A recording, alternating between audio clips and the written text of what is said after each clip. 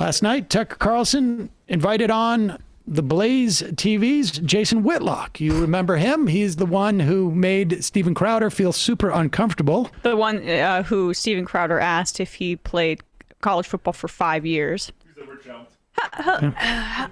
How long did you play college football? 5 years? Here is Jason Whitlock with his take.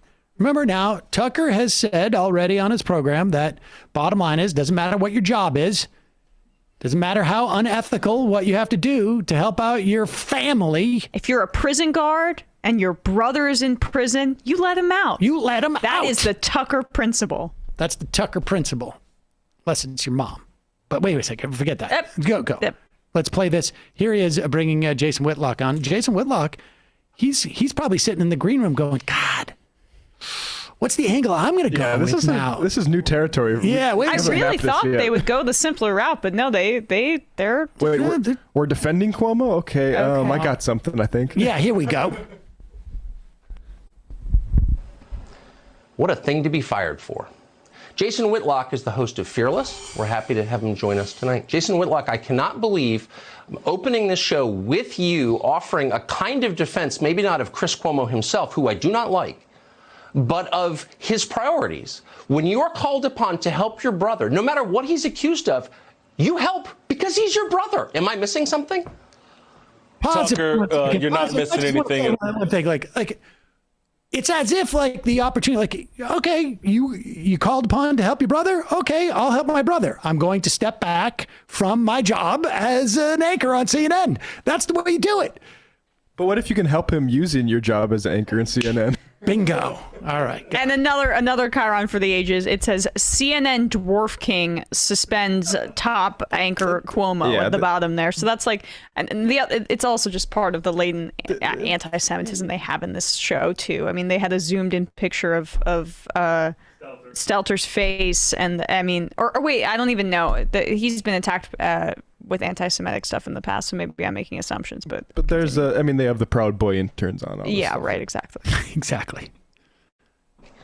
But of his priorities. When you are called upon to help your brother, no matter what he's accused of, you help because he's your brother. Am I missing something? Tucker, you're not missing anything at all, but I've got a completely different take on this in terms of what the overall lesson here is for both Cuomo brothers. They are the wrong complexion and they're heterosexual for the time that they're living in, and they're finding out you can't be woke enough.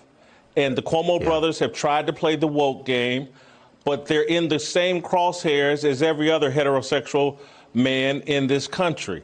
And so given an opportunity to move on from Governor Cuomo and replace him with someone else, the state of New York did that. Given an opportunity to replace Chris Cuomo now because he's defending his brother and he somehow has run afoul of the Me Too movement, of feminists, and just the whole, in my view, the alphabet mafia. He doesn't fit the right profile, and so they're going to replace him with someone who does fit the profile. This whole diversity, inclusion, and equity, DIE, die. And what the people in the crosshairs are men, heterosexual men. White men are in the crosshairs, but. So he says crosshairs multiple times and replace multiple times. White men are getting replaced. Just like put them together a little bit. You don't get it. Yeah. Okay. He's being a good ally. Whitlock's being a good ally to white cis men. And it's about time. Thank you. Thank you for the allyship. Because of course, Cuomo, the brothers, were taken out because they're white men. Yeah, if you want to avoid scandal, you want to be dark complected and gay. Right, exactly. Like of Lil Nas course. X. Exactly. Of course. It's the only way you hide in plain sight. This is like, I wonder if Tucker's going like, whoa, this is pretty good. I thought we did a pretty good job with blaming the Atlantic for firing Chris Cuomo, but this guy This right, guy, but he lends credence to it that I can't. Yeah, right? he got. Well, it's how quick can you get to replacement theory? And I think Craig Whitlock beat the record that Tucker set. that was pretty good. Let's continue though, because this is pretty good stuff.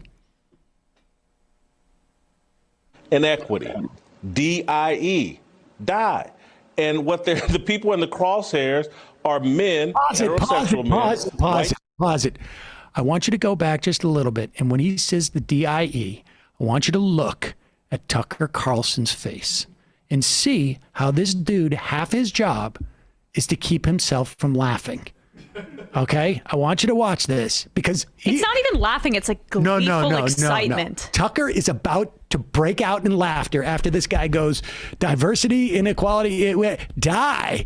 And Tucker almost blurts out a laughter. Watch his face. Watch his face.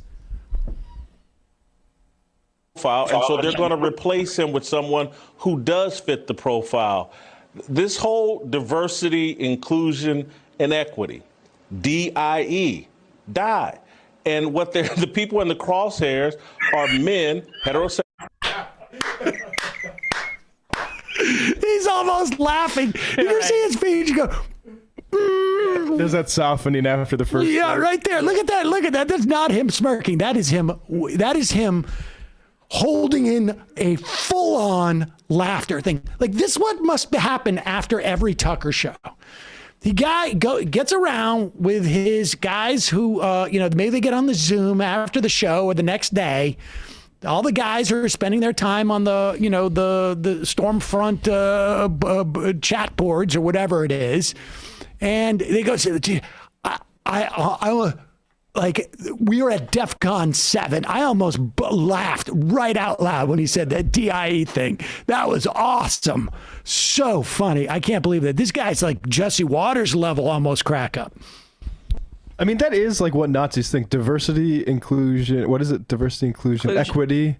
Like that is everything that they are opposed to. All right, keep playing this. Let's. Maybe that'll catch on. Whitlock.